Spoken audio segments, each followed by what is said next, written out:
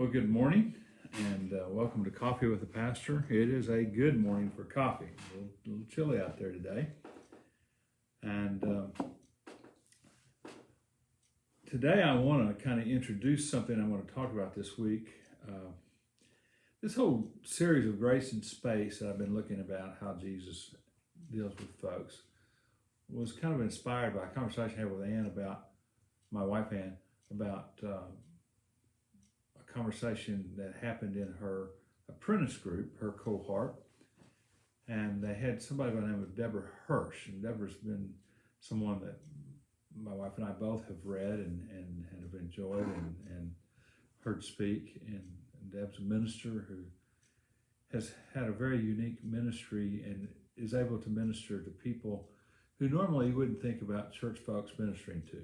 And so in her cohort class, someone asked her, well, how do you deal with people who are gay? Because Deb has a huge ministry to folks who are gay.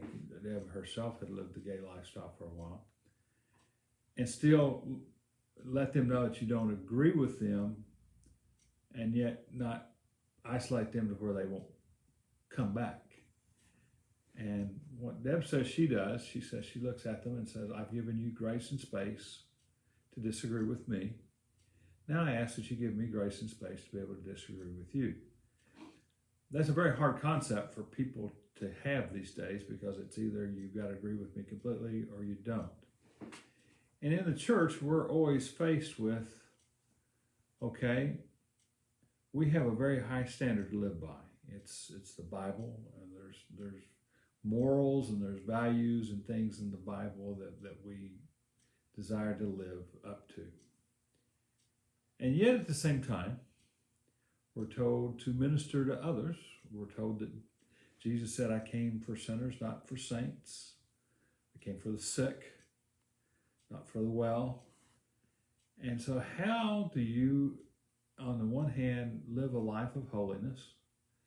How do you live a life with the biblical morals and values, and at the same time minister with those who don't share that? And we've been looking at how Jesus has done it and how he did do it. And one of the things that Deb said in the cohort I was at, it was a different one than the one Ann was at. She had talked about how we need to start discipling people before they become Christians. Now, that was a new insight to me. And then she went on to say something that kind of hit me where I live and where I minister. He said, in churches, you seem to either be in or out. Either you're a member or you're not, And she said, when you look at how Jesus handled things, he began ministering to people before they actually started following him or even before they started believing in him. I think the perfect example of that is Peter. Peter is somebody we a lot identify with because it seems like Peter went between the carnal and the spiritual all the time. Like one time he could be on spiritual, and then right after that he'd just take a nosedive down. Yet Jesus dealt with Peter in such a way that Peter became the most famous of all the disciples. He became really the leader of all the disciples. And I think it's good for us to take a look at Peter, and we'll be taking a look at Peter's life this whole week.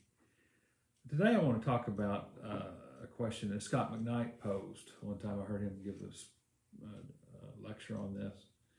But he asked the question, when was Peter saved? When was he saved? Was he saved when his brother Andrew came and said, hey, I found the Messiah, let's go follow him? Was he saved at the miraculous catch? When Jesus said, put your nets on the other side of the boat, and wasn't time to catch fish, wasn't a place to catch fish, but he said, from there, and they had a miraculous catch. Was it when they went to Caesarea Philippi, and Jesus asked, who do men say that I am? And some of the apostles said, well, some say John the Baptist, some say Elijah. He says, well, who do you say that I am? And Peter responded, thou art the Christ, the Son of the living God. And Jesus got all excited and said, blessed are you, son of Barjona. Flesh and blood has not revealed this to you, but the very Spirit has revealed this to you. You'll no longer be known as Simon, but Peter, or Petros, rock.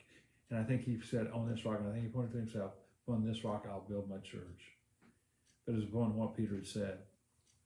Was it then that Peter had realized that? I don't know. Maybe was it when he had stepped out on faith in the water and failed, but then Jesus saved him? Who knows? Was it after he was restored? And remember, he's the one that denied Christ 3 times on the night before he was going to be crucified, before the rooster crowed. And then Jesus restored him after his resurrection by saying, Peter, do you love me? And Peter would say, yes, I love you. And he said, well, if you love me, feed my sheep. And some people say, well, maybe he was saved after, he was restored after resurrection. Other people say, well, maybe it's Pentecost when he received the Holy Spirit and stood up and preached, and 2,000 were saved. And if somebody were to ask me, when do you think Peter was saved? I would say, well, all of those.